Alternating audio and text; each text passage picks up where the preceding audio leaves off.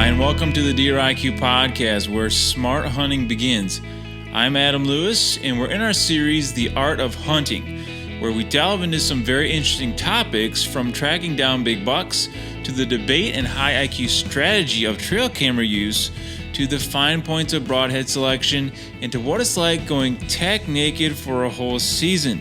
In this episode, I'm with Mark Olis of Moultrie Game Cameras, and we're talking nuances of effective trail camera use, and also the uncertain future they have as they're getting more and more technical, including the use of AI now, and have been already banned in several states. What is the real future of this game-changing scouting tool many of us rely heavily upon? So here are the top things to look for during this high IQ episode. What are the biggest myths and mistakes of trail camera use that Mark sees on a regular basis? What are his solutions for fooling camera-shy deer and cameras that eat batteries for breakfast? How can you use an app to help you track down a particular buck and determine the when and where to hunt him? Why have trail cameras been banned in his opinion in some states, and what does he say about them being an unfair advantage as some claim? Where does the tech go from here, and how has Pope and Young changed their stance on cameras? How can you utilize trail cameras and data particular to your area and the time of season to take more bucks? And there's a lot more in there as usual, so let's get to the podcast and up your deer IQ.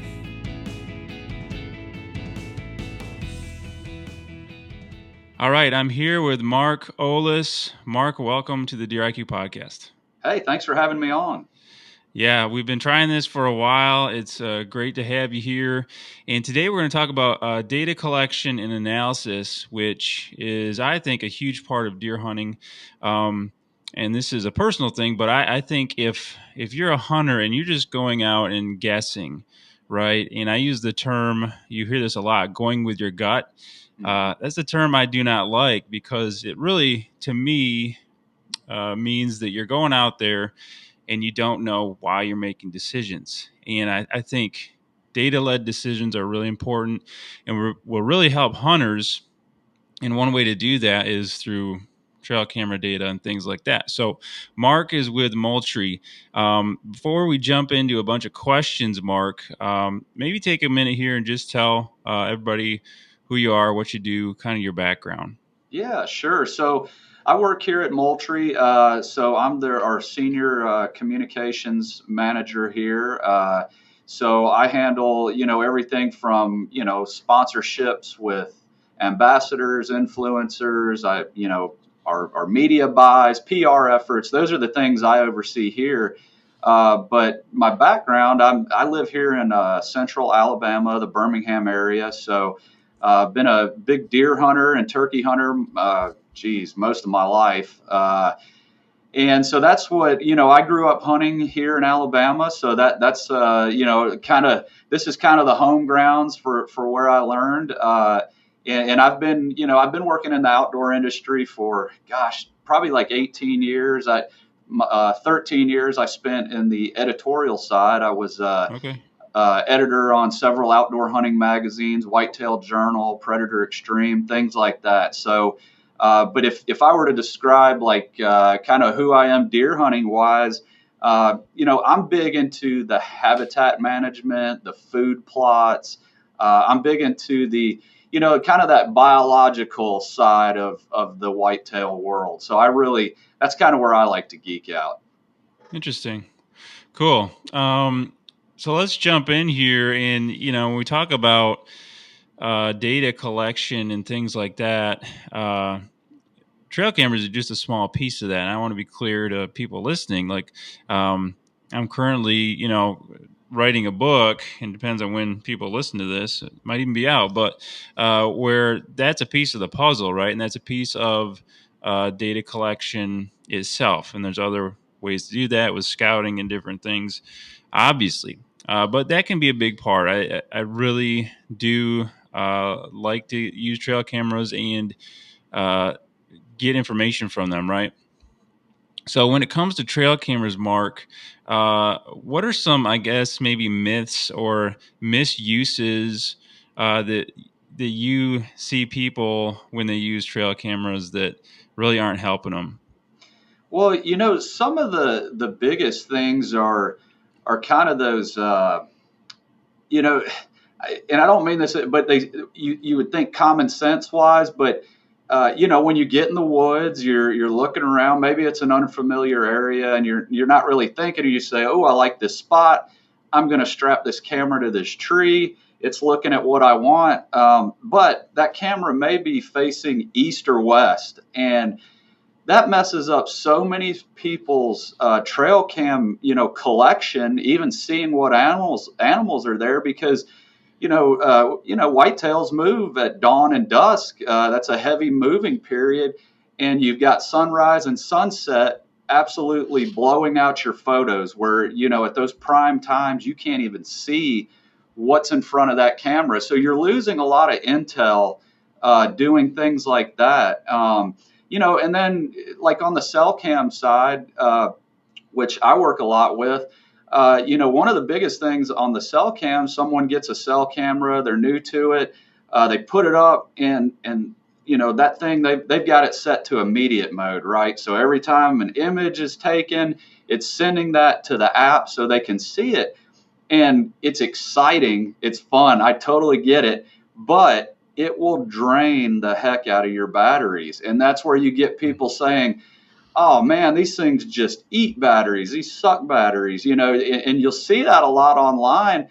And if that thing is on a food plot or a feeder or a high activity trail where it's getting lots of images or even videos, which are even more power consuming, that immediate mode is going to eat batteries. I mean, some places within, a couple weeks, and that really defeats the purpose of why you're using the cell camera. You're trying to stay out of there in the first place. So just putting that setting on maybe every 3 hours, or I like to run it twice a day personally, because I live over an hour from my hunting property.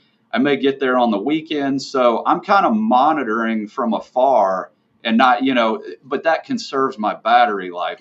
Then my cameras are running through the hunting season, and I'm not out there changing batteries all the time.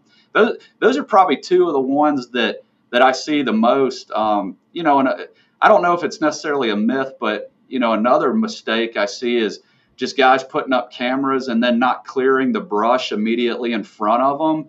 And what that causes at night, that flash is just whiting out that vegetation that's close to the camera, and you can't even tell what's behind it. So again, it kind of defeats the purpose, and then you end up having a frustrated user and things like that. Yeah, I've definitely been guilty of probably all of those at some point, where I think the east-west setup one is one I overlook a lot, because I'm not thinking about it for some reason. And so you're saying basically try to get it either on the north or south side of whatever you're trying to take a picture of, basically. Yeah, anytime you can, if you can get that camera facing north or south, it makes all the difference in that image quality that you end up getting back. And that's what we want. We want good intel. We want good Right. images, good videos. So that helps a lot. And then, the one caveat to that, though, is as you go further north, in the winter, obviously the sun's farther south. Yeah. So in those areas in the wintertime, actually a north-facing camera is the ideal setup. Yeah, so the sun's behind it and not, glaring into it. That's a That's good right. point.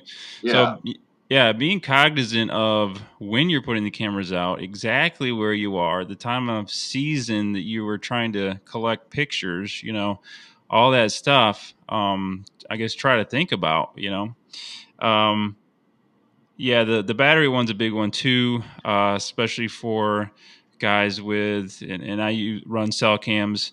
Uh, can be a huge tool for you, but if you put those back in spots that are highly intrusive, which is one thing guys will do to help you be less intrusive, and your batteries are constantly dying, yeah, it's not only frustrating, but then it possibly creates this situation where you need to or are very tempted to go in there when you shouldn't, to change the batteries, check that card, whatever it is.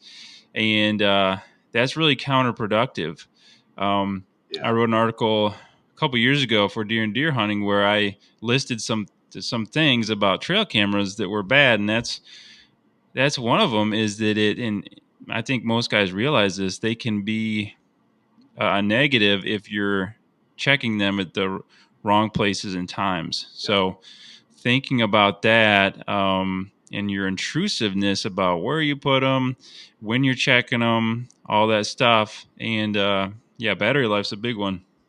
Not clearing in front of. So one of the issues I run into, and I've gotten those sets of thousands of pictures, and I'm looking, and it's nothing but leaves, like in front, and it's so annoying. But then there, amongst those, there are some pictures of deer, so you like have to go through thousands of pictures. It's super annoying, right? And so where I used to put, I try to camouflage the camera, because here in Michigan, one thing I've found is if you're not careful, they'll see that camera, and it might kind of scare them, or they might avoid that spot if something they just don't like about it. So I try to hide them, and then I get in trouble because something I put there is now in front of it. It fell down or whatever. So there's a balance there. So what could you say as far as positioning? So hey, I can get the pictures I want, but deer aren't potentially seeing this thing that bugs them. Yeah, and that's something I hear a lot of is, hey, the deer the deer where I hunt are really camera shy, things like that. And I would say I guess I have noticed that some. It doesn't seem to be as much of an issue with me, but one thing that a lot of guys do, and I've started doing it too, because I've started to kind of set cameras out on public lands nearby, kind of expand my areas to hunt.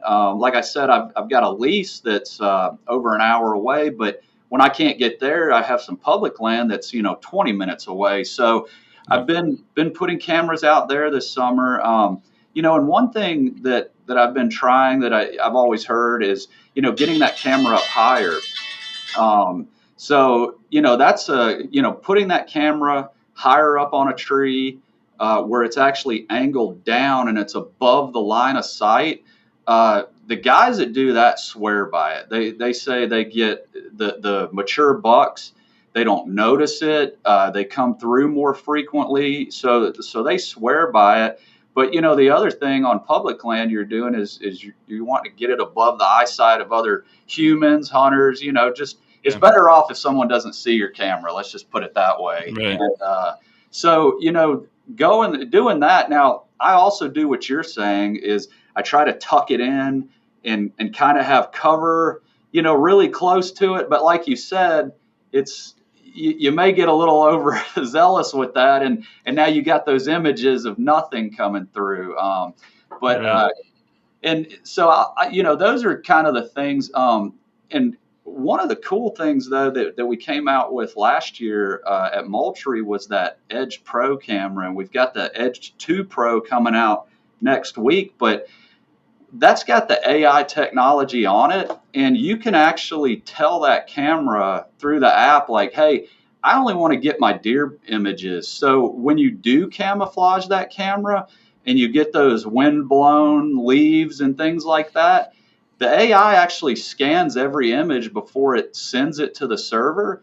And so you can actually eliminate Hmm. getting those, which is really cool. So I just throw that out there because the pros that I have out, man, those are so nice because I'm like, all right, deer, I want to see buck and doe, and I don't get all those wind blown ones, but I'm still getting them on my other cameras. Right. Yeah. I think just go off what you just said there. So yeah, public land, especially, you hope guys don't take cameras or cards and stuff, but everybody's had it happen probably if they hunt public land. So getting it out of that line of sight, there's always seems to be this balance for me of uh, the higher you put it, the less, I guess, window you're seeing, Yeah, right? So it's changing the angle, and if I put it down at 3 feet horizontal, I can, I'm getting all this, and it's going to Yeah. trigger all that. But when I start putting up angles, you just have to be aware of where it's really pointing and stuff. Yeah. But that can Agreed. be a solution for sure. Uh, that's interesting with AI. So let's go down that trail here, I guess. Technology. Some people are for or against, all this stuff and what AI could bring to the hunting industry, I guess. Um, that sounds like a good one, right? Like you can tell it what to focus on, basically, right? Right. Um, it's still taking those pictures though, right? It is. Yeah. So it's still taking the image. So the motion sensor is still working. It captures the image or video, but it scans it on the front end on the camera side before it uploads it to the server. So if you have less images uploading, that's saving on the battery life. You've got a Okay. cleaner gallery, in your app. So it really aids on things like that. But at the same time, it's also got the all activity setting. So you click that, it works like every other cell cam. What triggers it, it takes a picture of, no matter what it is. Yeah, I was curious on that. So, how often does it make a mistake? So, let's say I have it on that setting and there's one picture where it doesn't identify a buck or something, let's say. And that's the buck I wanted a picture of, right? And I totally don't see it now because of that. Like, do you guys know like the percentage of the time it works versus doesn't? I'm just curious on that because obviously you can just look at them all, right? Right, Um, that's right. No, it's crazy accurate how accurate that is. So it's called smart tags is the feature, and I believe from our software team, it's something crazy 98, 99% accurate. It's highly accurate, and it was something that we worked on a long time before releasing because we wanted that accuracy, right? We don't want you missing an animal because the AI didn't work. But inside the app, you can utilize that smart tags as well, and filter through your gallery for bucks. And it's pretty amazing because I'll click on bucks, and this will be from any of my cameras feeding in. I'm talking the smallest little nub spikes register as hmm. bucks. It's incredible. It blows me away with some of these deer that on the accuracy and the does. It's been highly accurate. I think I have seen a time or two where a doe maybe had a stick or something behind it Okay. that was positioned just right that got registered as an antler, but Hmm. that's about probably the place where I saw an issue on that. But it's pretty amazing how it works. Yeah, that is interesting because one of the things that happens, the more cameras you have, the more intel you're getting, the more pictures, all this data is, how do I then manage that, right? You start getting to a certain point. If you have one camera, it's no big deal, right? But Right. you start getting over, just a handful, and you've got to, depending if it's cell or regular, you got to find a way to get the pictures. It's time to do that. It's time to go through them. It's time to, organize them. All this stuff, and you almost need a system for that, or it just becomes too much, right? Or you hear guys saying, "Oh, this just isn't fun." Right. It's turned into a bunch of work. And so let's talk about that a little bit more then. So the system to take this data and then use it. So that's more with cell cameras, right? So if I've got a mix of regular cameras versus that, I got to figure that out myself and how I organize that stuff. But so if I have cell cameras, I can go through the settings and I can say buck or doe, only send me those, right? Per location, and it basically distills it down to any folders you want. I would guess. Like, can you distill it down to your own tags of, let's say I call this one buck the big 8 or something. It's an 8 point. Will it also filter those for me as well? Yeah. So that's really where once the images come through the server or they're on the server and they're in the app, there's all kind of data aggregation that our team has built in. So that's where we really attack it is, okay, how can we offer hunters solutions to things that they're already trying to figure out? How can we build that in? Hmm. So, we've got several things on that. What was you asked a specific question? I was getting to that. What was that you just asked? It was more like if I have a specific buck that That's right. I've named or something, will it filter? Yes. So that's where it gets really cool. So that's called a custom tag. So Hmm. you can create a custom tag. To your point, Big Eight. You've named it Big Eight, and you create one time a custom tag. You type it out, Big Eight. Well, every time you see a picture or an image of that deer, Big Eight, you just apply that custom tag. And then once you do that, so it's a little bit manual from that Uh-huh. aspect, but as those images are coming in, you just tag it, apply that custom tag, and then you can start filtering literally down to that specific animal. We have a program inside the app called activity charting. And so what that does, you can select a date range, whatever you want, and it will show you the movement of all your cameras. So it'll give you an overlay of activity based on temperatures, time of days, and it gives it a nice bar graph readouts, so it's really easy to digest. But you can actually, if you've got custom tags created, you can select that Big Eight tag in activity charting and only see his movements. So your bar graphs are only going to be on that one animal, showing when he's moving based on time of day, temperatures, inside a specified date range. And you can really start keying in on what that animal's doing.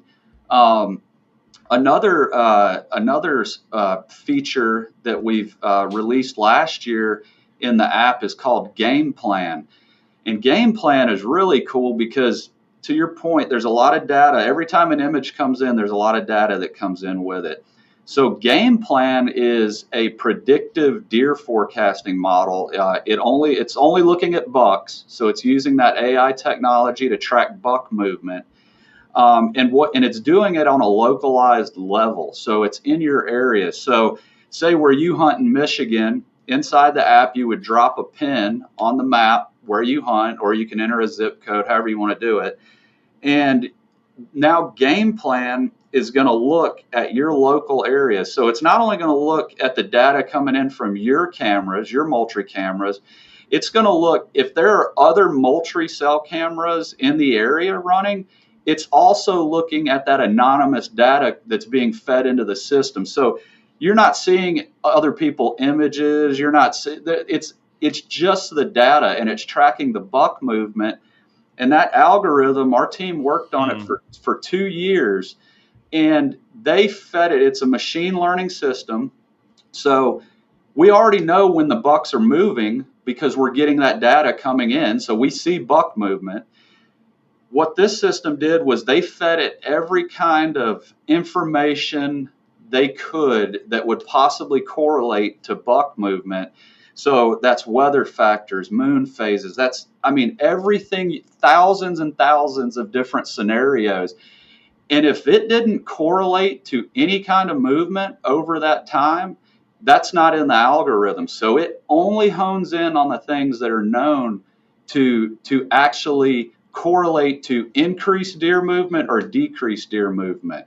And that's what the Game Plan system, and it updates as it goes. So you can look at a 24-hour forecast, 3-day and 9-day.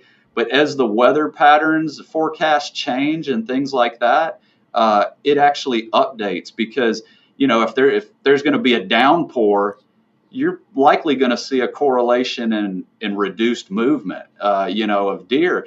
And so, in watching that this year, it was really interesting because you'd just see a huge dip, And it's like, I wonder what that's from. And then below that, it gives you weather readouts like wind, rain, and that would usually correlate with some kind of front or, downpour or, tremendous wind or something that would keep those animals bedded. So that has been a really amazing, that game plan system has been a game changer in that. And again, that's pulling that data and aggregating it for you, so you can just, hey, when are the times the deer are going to be moving, and you can look at that. It's the only dynamic model out there, and it's the only one that is localized to your area. Because let's face it, when you're hunting in Michigan, you don't really care what the deer in Iowa are doing, and vice versa. Wow, there's a lot in there, and that might bleed into our next segment, talking about some different things. But you're basically, if I understand you, you're saying that this game plan system, this algorithm, is taking not only your data that you input, but other hunters in the area that use Moultrie, right? Yep. It's not taking any of their private stuff, but it's No, taking it's the anonymous data, data. Yeah. yeah, and it's basically formulating a predictive, like, hey, if I want to hunt, in 2 days or something, or thinking about it, it will tell me based on this data, if I should or shouldn't go or something like that, basically, right? It's Absolutely. Yeah, it's going to show you is it really good movement? Is it okay? Or is it poor? So yeah, it's going to kind of give you, it's got, like green is great movement. Yellow's like, you know, it could be iffy, and red would be like, the movement's not going to be very good for these times. And there's also a historic element to game plan that focuses on peak deer movement for your area. yeah, So it looks back not only, recent for that game plan, but it looks back historically for your area based on the input from Moultrie cellular cameras, and it gives you a date. It's like, this date was peak deer movement. So you can kind of hone in on, like, everyone's always trying to find the magic formula for, like, man, when is the best time during the rut? Is it the hmm when were they moving the most? The game plan actually will give you historical peak movement readouts as well. wow, yeah, that's and I totally agree with that idea, right? So as I look at my scouting, and let me ask this question before I get into that, but yeah, looking at historic data is important, right? So I've shot different deer through the years that I had data from previous years that told me that I should hunt here on this date, basically, right? And it's pretty accurate, right? The deer are doing repeatable things a lot of the time if you can figure that out. Right. And so that's very, very true, right? Is it getting to the point now that at least the system you guys have, that it'll tell me the where as well, like depending on where the cameras were, it'll say, okay, this, you should hunt not only under these conditions, or this is, generically good, fair, or poor to hunt 2 days from now, let's say. Is it getting to the point where it's like, yeah, you should hunt here, and there's this percent chance maybe that you're going to see, this certain buck? Is it that detailed, or is it more just the general type thing? Yeah, so it's not dialed into that at that level yet, where it's telling you where. But to your point, for a guy that wants to kind of figure that out, if you're doing those custom tags, you can use that activity charting. Which activity charting is a look back. It's a historical reference of deer movement. It's not look. Game plan is looking forward to Mm. deer movement. Activity charting is looking backwards. And if you have those custom tags, you can see the cameras that deer showed up on, and figure that kind of stuff out. So there are the abilities to do that inside the app. It would just require the end user to, create the custom tag and kind of follow that through. Very interesting. And I'd say that probably most guys, including me, don't take advantage of all those little things within, if you use, cell Right. cams, things like that. Most guys don't probably take advantage of those things. So that's really interesting. for guys to think about. And I know there's different opinions on, trail cameras and all that. And here's your high IQ moment. As I've said before, trail cameras can actually hurt you if not used properly. So what are some key tips for placement to avoid detection, or reverse surveillance as I call it? First, I hang them head high to avoid deer being able to directly smell them or be right in their face and see them. Second, I avoid trails and make sure they're off travel corridors, at least at a 45-degree angle. Third, I try to put them at the far end of the flash range to give the best chance at deer not seeing this big thing hanging off a tree, because they will do that if it's too close to them. And fourth, consider placing the camera in such a way that the deer will most likely be facing away from it, as they have a 60-degree blind spot behind their head. Do these things and big wary bucks are much less likely to pick out your camera and avoid the area altogether. That's high IQ and a good practice. And if you want to unlock your full potential as a whitetail hunter, I invite you to the Deer IQ 2-day Advanced Whitetail Workshop coming soon. This is a no-nonsense weekend for those very serious about improving as a hunter. We'll be covering our proven 6-step framework, giving you the exact tools and mindsets needed to be more consistent at the best deer right where you hunt. And the difference in our workshop is it's tailored to you. You'll walk away with more than just information. You'll walk out with a plan for you to implement where you hunt to see results. Find out more and sign up below for this weekend experience, sure to take years off your learning curve while space is still available. The Deer IQ Advanced Whitetail Workshop. All right, and now back to the podcast.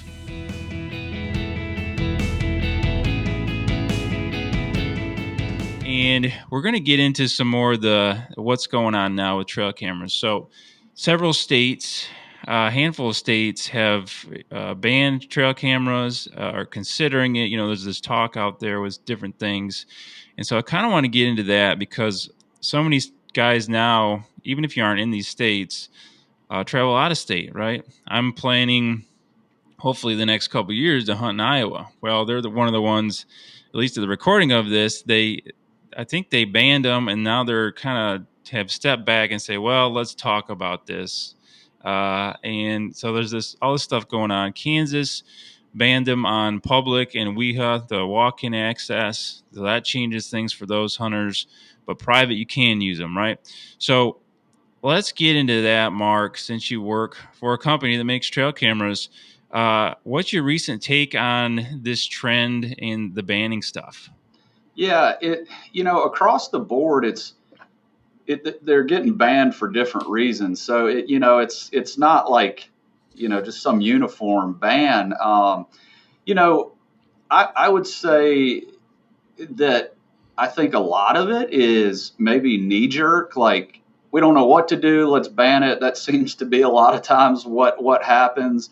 Now, there are instances where it could be an issue. Like, for example, states like Arizona, right? Very arid desert environment. I mean, water is just crucial to life in those areas.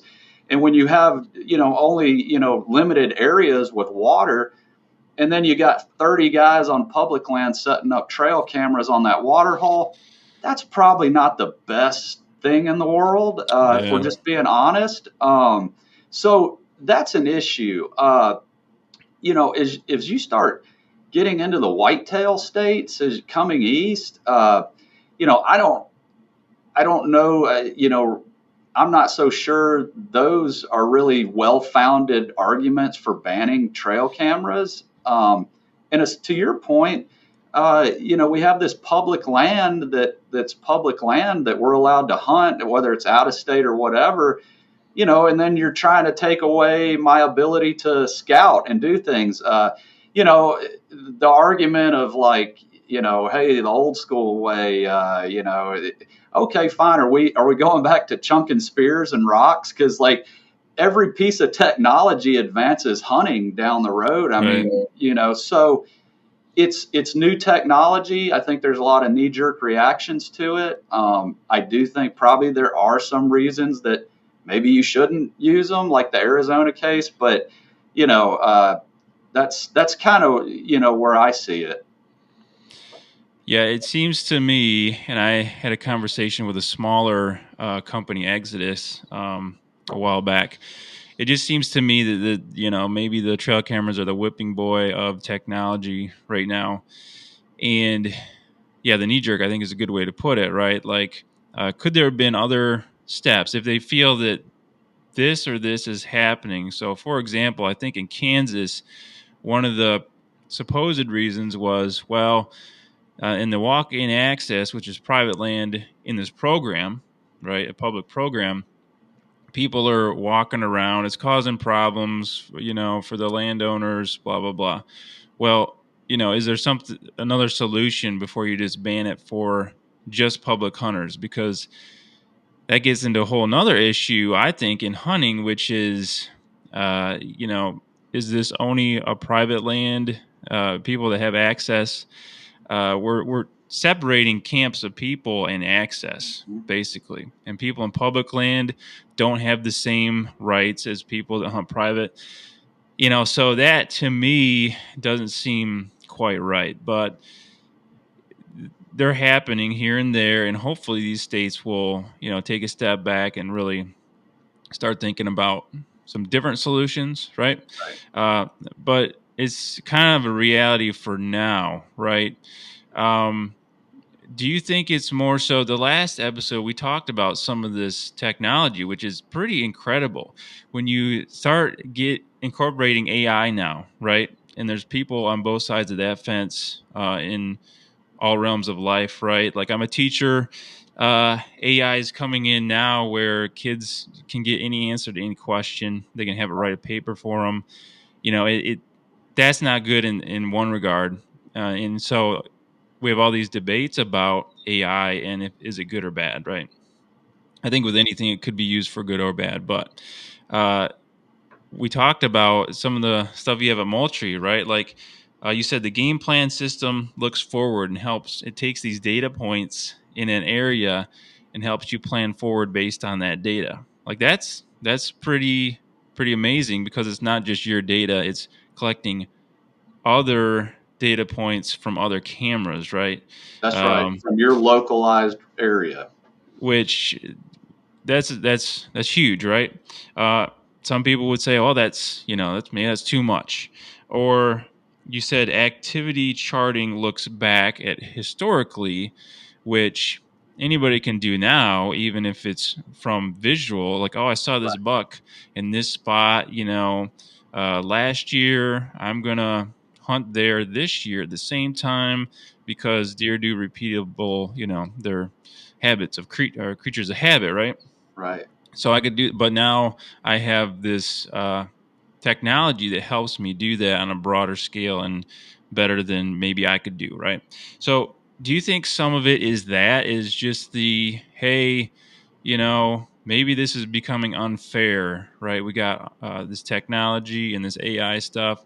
What would you have to say to that argument, or thoughts about that? Yeah, the way I see that is the camera is a tool, as we've mentioned, you've mentioned it. It's a tool in your scouting.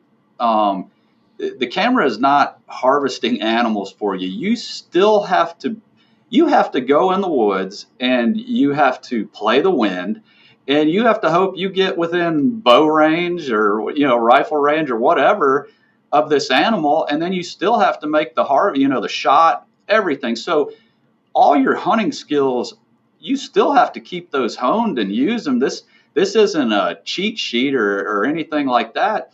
And deer, I mean, there's nothing forcing these animals to walk by you when you're in the field. The camera is just a snapshot in time of an animal moving Right. through. And to the other point, I mean, you still have to have your scouting knowledge in the first place. If you go just slap a camera on a tree somewhere randomly in the woods, well, good luck.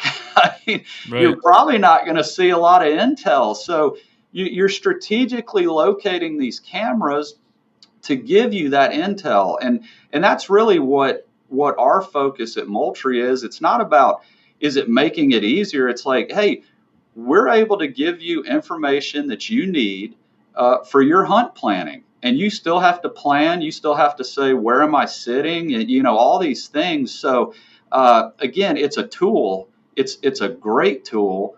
It gives you excellent insight and intel, but you still have to act upon it. Yeah, you're still making decisions, and I think that's a big point that maybe some of these lawmakers or people that have the opinion that trail cameras are unfair advantage, right? Is they don't understand that. Well, you're still sticking it on a tree, right? If you it's not just something you throw out in the woods and it's going to collect all the information Yeah, for you and magically tell right. you, you know, it I still have to put it somewhere. I know I put them in places where I'm pointing it the wrong way and the deer walks behind it. Never see that deer, right? And they got some now that go, 360 is a new thing. But the point being, I still are making a lot of decisions in that. There's still other intel that if I'm a good hunter, I have to do a bunch of other scouting, right? Like trail cameras aren't the only scouting I do, for sure. And it is just a snapshot in time. Now they do take video if you want, right? Even that's just a clip, right? That's right. Um, and so it's a snapshot in time that you have to interpret. I have shot deer because of trail camera pictures, no doubt about it, right? Helpful. But it's a snapshot in time. You have to look at that. You have to make all these decisions about it, etc. Right? So it's not maybe what people think it is, at least currently, and I doubt we'll ever get to that point. Right? You're still making a lot of decisions with it. So where do you think, and I do want to get back to maybe talking tactics again, just about like, okay, what are the best places maybe to start sticking some of these for guys? But while we're on the vein of talking about, the controversy and some of these bans and stuff, where do you think this goes from here? Right? Like if this is a trend in states, let's hope it isn't, a ridiculous one. But if it is a trend, like what do you think the fallout's going to be? Where do you think this goes? Where do you think the industry goes if they start saying, "Oh, you can't use cell cameras, but you can use normal cameras and stuff like that"? Where do you think this pushes it? Because it seems like the legal system or regulation systems are always behind the technology. So they're just trying to chase it. And so technology is leading the way. So where does it go from here? Because a good example of this, I think, is the straight wall cartridges, right? Right. So I live in a state that you have a line halfway up the state where you can't use rifles below that line because for Right. some reason back in the past they said it's dangerous or Yeah. it's whatever. But now we Right. have straight wall cartridges that just get around that, and they're really no different than most rifles, or even better. But the law is still there, so Yeah. technology just gets around it, right? So where do you think this goes with trail cameras? I mean, honestly, I feel like it probably levels out somewhere. And to your point, like, yeah, technology leads. So I just think the regulation is probably behind. Uh, and also, as you said, lawmakers, regular. There's a lot of folks that don't even use them, have no clue how it works. They're just getting something told to them and they act on it. Um, you know, uh, I think that, well, for one thing, hunters in general are moving towards cellular trail cameras because they realize the benefits. And let's face it, when you have that cell cam out there, you're able to stay connected to the places you want to be, the places you love being. So you kind of keep that energy going. You stay optimistic. You're more selective, and you don't even have to go out in the woods and push animals around to do that. Yeah. So there's benefits involved, but it is starting to come around. When I was at ATA show this year, the Pope and Young Club came up to me and we're talking about cameras, and they've really changed their stance on Mm. how cameras are used, and they're like, this isn't such ethical thing that it's being portrayed as. These are tools. So we've partnered with Pope and Young, and that's kind of their mission. Part of their mission now is to kind of help remove that stigma around cell cameras and the ethics and things like that, because even they're saying, look, we realize these aren't killing animals. This isn't like necessarily making it easier. It's a tool being used, and it's technology that's, I mean, everything we use in hunting is advancements in technology. So it's another one of those. I do think it's probably on that leading edge. Therefore, there's the reactions happening to it. Yeah. And yeah, AI is a buzzword. So that conjures up all kinds of things. But AI, in terms of what we're looking to do with it, is it a buck? Is it a doe? Is it a turkey? A bear? Those are the things we're utilizing that for. Interesting. Yeah. Remind me here. So Pope and Young and Boone and Crockett. I think, if I'm correct, Boone and Crockett, currently you can't enter something in the book if you use the cell camera to somehow help you. Is that true? Yeah. So they both have kind of stepped back on that Okay. stance. I I don't want to speak for Boone and Crockett. I haven't been talking with them. I've been working with the folks at Pope and Young, and from what they've said, Boone and Crockett is feeling the same way as they are about it. So I think, to your original question, I think it will probably level off at some time. Where we're regulatory commissions and things like that are like, all right, this isn't hurting hunting, doing this. Are there bad actors that can use cell cameras to do? Sure. I mean, you can Right. use anything if that's what you want to do. Right.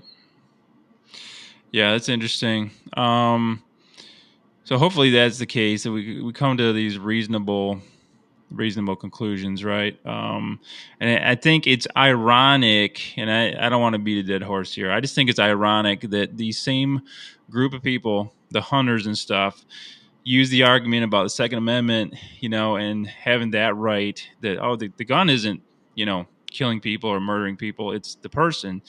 It's the same argument with things like trail cameras, right? Like, I could use that in a poor way or in a good way. It boils down to the use of it, not the thing, right? So That's right. hopefully there's some common sense with that. So let's talk about now, like, the idea of, okay, placing cameras. I'm Like I said, maybe we can use this as an example. So in the next year or two, I'm hoping to bow hunt Iowa, and I, put in all these points, and I might. This is the summer when I'm recording this. I might go out there this summer and just look around at some public land and stuff.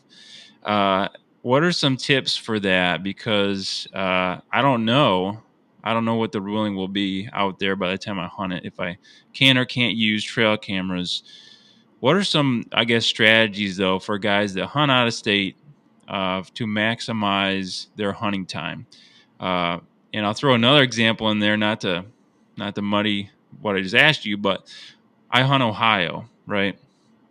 And I love using cell cameras down there, and I don't have a ton. I put like one on a property just so I kind of know what's there.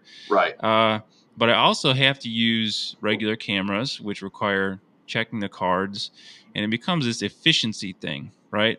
So if I make a trip down there, I have a couple days, just a weekend, a really short trip. I want to make the best of my hunts, and I want to be able to check those cards. So I literally will drive over to this property late at night, sometimes midnight, and check these cards just so I know I have all the information for the next morning, right? And the hard part is that this property sets up, some of the areas on it don't have cell signal, so I can't use a cellular camera there. So I literally have to physically check them. But anyways, for out of state hunters, what are some, I guess, strategies to help with that? Because that's kind of tough, right? I don't live there. Yeah, for sure. Well, I could use my brother-in-law, his dad, very similar scenario to what you're talking about. They were in a lease in Iowa, so every other year they would, get a tag or roundabouts to hunt. So from where we live, it's 14 hours to where they're hunting in Iowa. So he would go in July, and he would he would scout too. He would turkey hunt the place in the spring. So and he would really walk it, the river drainages and things like that. And he would find those rub lines and things like that, the bedding areas, feeding areas. And he would get in there, and the way he attacked it was trying to find those main corridors, and that's where he would set his cameras. Because again, it wasn't necessarily like, oh, I need this camera right here because I'm hunting right here. It was like you were saying, he wanted to see what was in the area. So he would go out on the property, and he would place about 4 cameras in July, run them on a conservative upload setting, and his batteries would last. That way, he wasn't going there until November to hunt. But he had that intel. He knew the bucks that were there. So, and that helped him a lot because, that also helped him like not shoot the first buck that walked by, because he's like, hey, I know there's better bucks on this place. So it allowed him to be, more selective. But, keying in on those food sites, it's all dependent. Where are you hunting? What's the thing in the area that they have the least of, or maybe you have the most of, and it may be food, water, cover. You kind of got to find the balance of, are the deer bedding on the property I'm hunting? Are they feeding on the property? So you kind of got to break that down. And my biggest, what I like to do is kind of like what my brother-in-law's father did. Try to find those corridors where deer are moving from bedding to feeding areas. And, you may even string out, several cameras over the course of several hundred yards to kind of monitor this. That's kind of the tactic I like to use. But here locally, where I can do more, also late summer, we're allowed to put out feed, bait, whatever you want to call it. And so I like to put those out in strategic areas and get the cameras up and running, late summer. Again, it's more of an inventory. What's on the property? What am I seeing? And then I'll start, as season gets closer, I'll start moving those cameras to strategic areas that I plan to hunt to monitor that. But I love to use, pouring some corn on the ground in the, late summer. It just really to get that inventory of what's on a property. Yeah, I think that's a good distinction to make, is the type of data intel you're collecting, right? So early in the year, it's more this inventory idea, right? Like what is here? If you have more than one spot to hunt, you come to this decision of, okay, where am I going to hunt, right? And so that can help you with that. Even though we all know that from summer to fall, some of the deer will move somewhere else, right? But at least gives you an idea, a starting point, right? And that's earlier times of year. It might be you set up a mock scrape. That's another one I use quite a bit, or a feed site if your state allows it, right? And getting some of that just general data, figuring that stuff out. And then as you get into season, it's more the kill info, and maybe you can talk about that a little more. But again, you start to maybe dial in your location for these, and you might have some cameras that are still just collecting data, and maybe I don't check this till next year. I've got it deep in public land. I just want to see how deer use this bedding area. Okay. But then I use some cameras that is, okay, this is going to hopefully give me some intel on a buck I can kill right now, right? It's that type of data.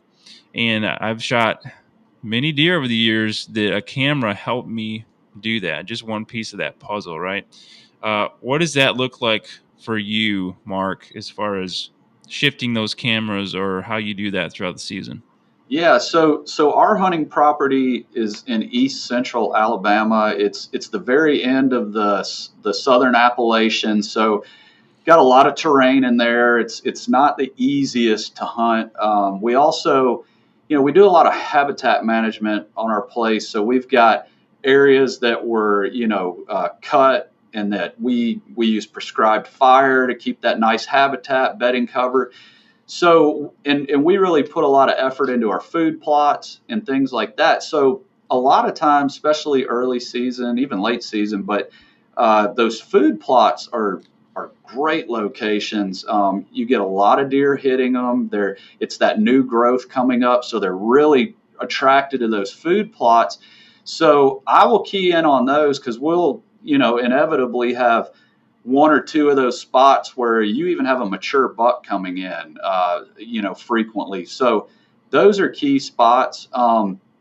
As the mast crop starts dropping, I always put cameras in locations there. We've got a spot where we've got a persimmon and 3 chestnut trees that are all right together, and those things drop at the same. I always put cameras on there. Yeah, It's just a great location. So I start getting. We've got a stand in that area, so it's there for hunting. And then as you start getting a little more into the season, when those rubs and scrapes start showing up, that I really love to key in on those, especially, not just a random rub, but, finding a nice rub line, and maybe that's leading to a thick area or something. mm-hmm. I love to put cameras on those locations just to try to figure out, is there a pattern to this buck's movement? Those are usually, and to your point, mock scrapes. I love mock scrapes. I utilize those as well. So those are kind of the areas that I try to key in on. Yeah, and again, it's gathering intel. It's not, and to our point earlier, the trail camera didn't tell you that persimmon tree or whatever, that one spot is the spot to put a stand. You had to figure that out, and then you put a camera there to get a little more intel, right? So That's right. it's not doing the hunting for you type thing, but dialing that in as season goes by, and we could do tons of hours of podcast talking about particulars of that, but it can really help you make decisions. For example, this past year in Michigan on public land, I shot a Pope and Young buck, and it was due to this perennial scrape I found. It wasn't a mock scrape. It was just a scrape I found that several mature bucks were using, and data from that. I first had to scout it, right? But a camera also helped me figure out when bucks were using it, and that's I think a real key point, which is not pressuring an area until and this is me saying this, you can shoot this deer, right? Like, I personally am not going to hunt an area that I'm getting pictures at night. Right. All I'm going to do is pressure the deer.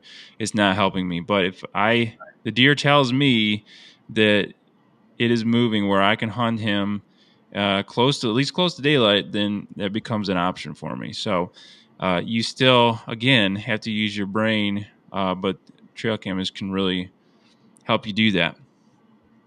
Well, appreciate all your thoughts, Mark, and talking about this stuff. I hope that, as we continue to use technology in hunting, that the reality is technology is not going to go away. Technology adapts and things. So it's how can we use this stuff in an ethical way to continue to hunt, and hopefully laws can be made and regulations that stick with that and help us, not just make it difficult. But again, thank you. Well, tell us about, Moultrie, what you guys have going on there for those that are listening. Yeah, absolutely. Well, this is perfect timing because this week we launched a new product. It's now available. So we've been in the trail cam side of the business. Moultrie also makes feeders, spin cast feeders, all that hunters use all over. This year we've come out with the first cellular connected feeder, spin cast feeder. So the way we use the cell technology in that is the timer that's in there is the cellular timer, and then there's a feed level detector that mounts in the bottom of the lid that's aiming down. It's got a laser aimer. And so that communicates with the cellular timer. So now you can get on your Moultrie mobile app and see your feed levels, so you know when you need to fill your feeders. You can see your battery levels in that feeder, so you know if your battery needs changing. You change all your settings remotely, so you can be at home. You can feed more, feed less.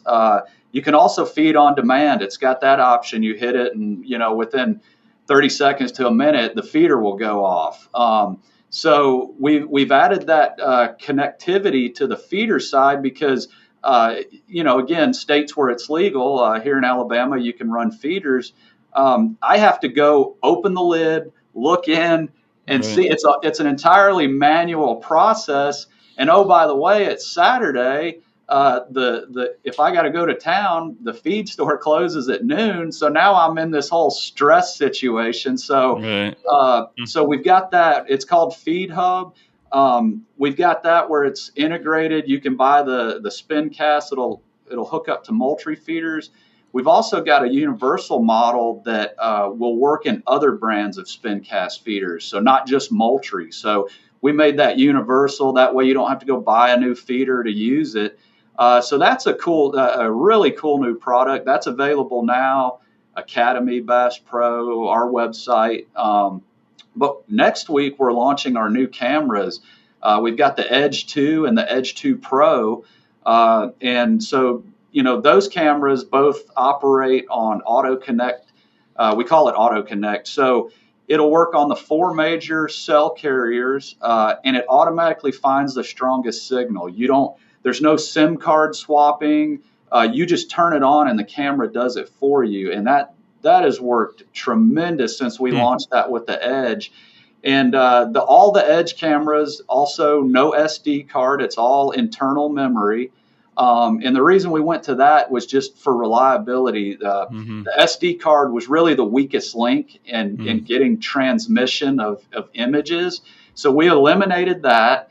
But the new cameras, the Edge 2 and Edge 2 Pro, they've got, trigger speed. Edge 2 is, like 0.4 seconds. Edge Pro is like 0.3. I think the Edge 2 Pro is 40 megapixels, so super clear, beautiful images.